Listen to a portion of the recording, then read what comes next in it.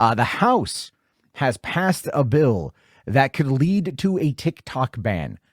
And now it's going to be making its way to the Senate. I talked about this a bit on Boulder Talk Radio last night.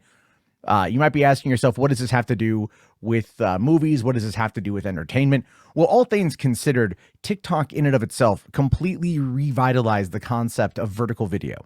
Okay. I've talked about this before, but I remember being in the room at IGTV's panel at VidCon 2008 when the guy who was promoting it said the future of video is vertical.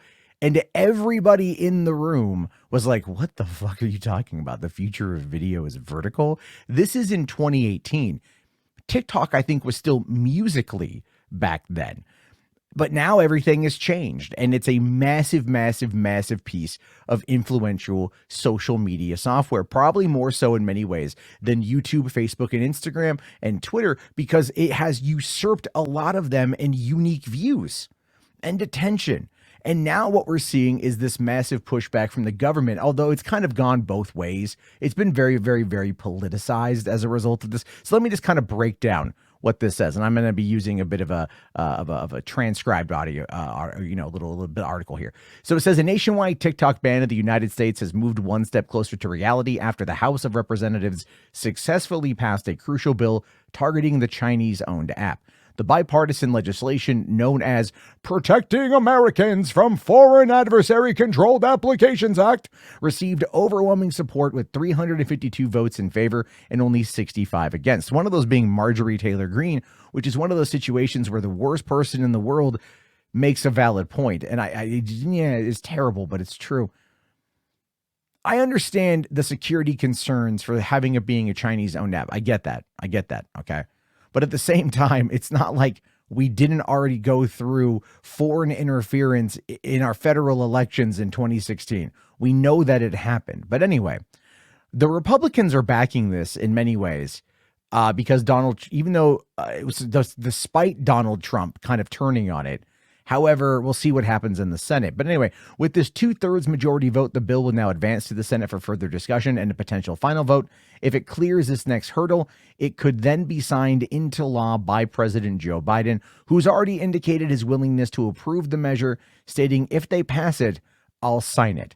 Which is really interesting because he just also opened up a TikTok account in like the last couple weeks. He's going to be using TikTok as a way to promote his presidential campaign to the Gen Z and Alpha majority that's on there. And yet he's like, no, vote for me. I'm Joe Biden. Vote for me. But I'm also going to ban this app if they don't sell it, I guess. So weird. At the core of the proposed ban lies a long-standing concerns over TikTok's ownership by Beijing-based ByteDance and the potential national security risks. U.S. officials have raised alarms that the app could be used to share user data with the Chinese government, alleging that allegations ByteDance has consistently denied.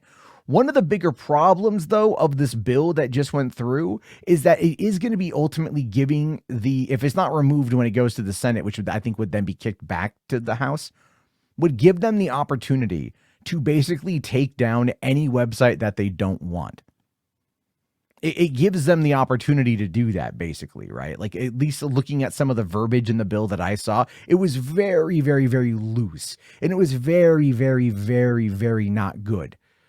So I can see that being a big issue here.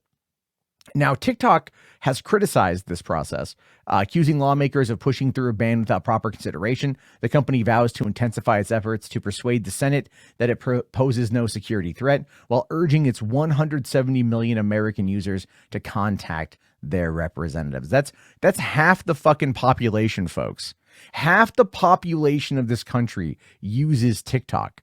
All right. That is a really interesting that's a lot of people. That's a lot of influence that it wields, and they have a lot of money basically to work with lobbyists. I don't know what the answer is for this. All right. I don't know what the answer is for this. TikTok is very influential in regards to spreading awareness over movies and entertainment, directly engaging with the audience. It is very much something that I feel is a more positive force when it comes to discussing movies and movie information. I look at TikTok as being more of a positive on that one, which is why I'm going to defend it. I don't know what's going to happen as a result of everything when it goes through the Senate. We'll keep you guys informed on it, but this is emerging news right now, and it's a little creepy. I'm not going to lie; it's a little creepy that they are potentially giving themselves the power to destroy or take down or silence any website that they don't like, and that's going to be widespread across whoever's in control of the government.